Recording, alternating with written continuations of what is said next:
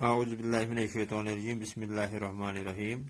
7ویں جماعت کے طلباء و طالبات، السلام علیکم ورحمۃ اللہ وبرکاتہ۔ پیارے بچوں، ہم آپ کی اردو کتاب میں ایک سبق پڑھ رہے ہیں، کشمیر کے دلکش باغات۔ تو اس لیسن میں یاور حیات اپنے دوست نوید کو خط کے ذریعے کشمیر کے دلکش باغات کے بارے میں لکھ رہے ہیں، کیونکہ نوید نے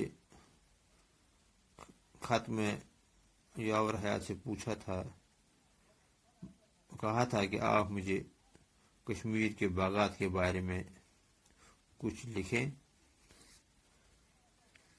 تو آج ہم اس کا اگلا حصہ پڑھتے ہیں، صفحے نمبر 108 پہ۔ شالیمار باغ سے کچھ ہی فاصلے پر نشاد باغ کے نام سے مغل دور حکومت کی ایک اور یادگار ہے۔ یہ باغ نور جہاں کے بھائی آصف خان نے 1634 عیسوی میں بنوایا۔ تو پچھلی ویڈیو میں ہم نے شالیمار باغ کے بارے میں پڑھا تھا۔ تو کہتے ہیں کہ شالیمار باغ سے کچھ ہی دور ایک اور باغ ہے جس کا نام نشاد باغ ہے، جو مغل دور حکومت میں بنوایا گیا تھا۔ تو یہ مغل دور حکومت کی ایک یادگار ہے۔ یہ باغ نور جہاں کے بھائی آصف خان نے 1634 عیسوی میں بنوایا۔ روایت ہے کہ اس کے 12 طبقے ہیں، لیکن موجودہ صورت میں یہ 10 طبقوں پر مشتمل ہے۔ کہا جاتا ہے کہ اس باغ کے 12 طبقے ہیں، لیکن آج کل جب دیکھا جائے تو اس کے 10 طبقے موجود ہیں۔ یہ 10 طبقوں پر مشتمل ہے۔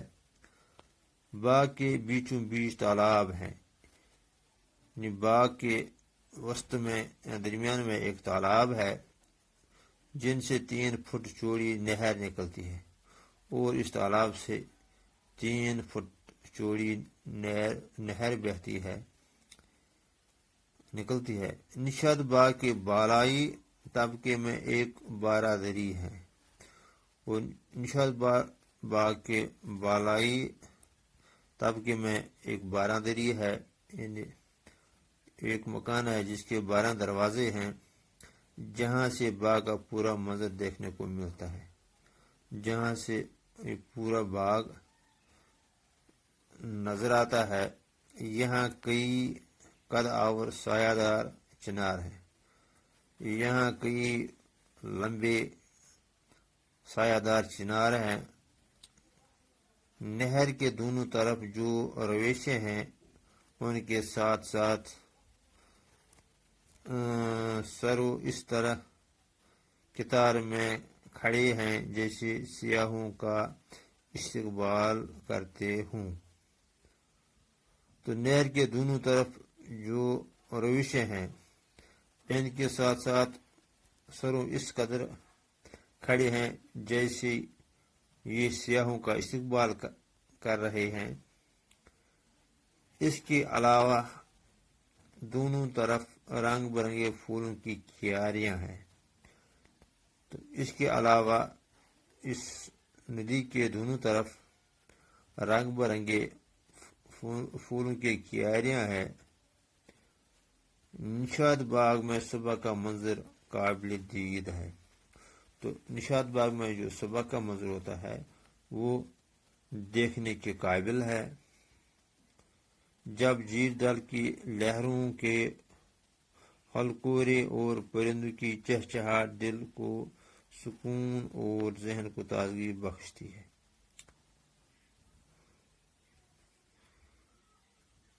جھیل ڈل کی لہروں کے ہلکورے اور پرندوں کی چہچہاہٹ انسان کے دل کو سکون اور ذہن کو تازگی بخشتی ہے۔ پرانے زمانے میں باغ میں چراگاہ کے لیے مٹی کے دیے استعمال ہوتے تھے۔ تو پرانے زمانے میں جب بجلی نہیں تھی تو اس زمانے میں باغ کو روشن کرنے کے لیے مٹی کے چراغ استعمال کیے جاتے تھے، مٹی کے دیے استعمال کیے جاتے تھے۔ چراغ کہتے ہیں روشنی کے لیے، یعنی باغ میں روشنی کے لیے مٹی کے دیے جلائے جاتے تھے، لیکن اب اس کے لیے بجلی کی کمکموں کا انتظام ہے۔ لیکن آج اس باغ میں بجلی کے کمکمے لگے ہیں، لیمپ لگے ہوئے ہیں، جس سے یہ باغ روشن ہو رہے ہیں۔ تو آج ہم اتنا ہی پڑھیں گے۔ تو آج کچھ الفاظ جو اس میں آئے ہیں،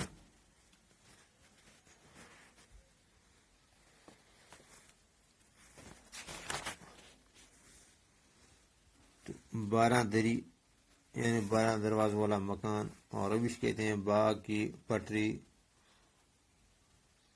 طور وضح، قابل دید دیکھنے کے قابل، کمکمے کہتے ہیں بجلی کے بلب کو۔ آج کے لیے اتنا ہی، وسلام۔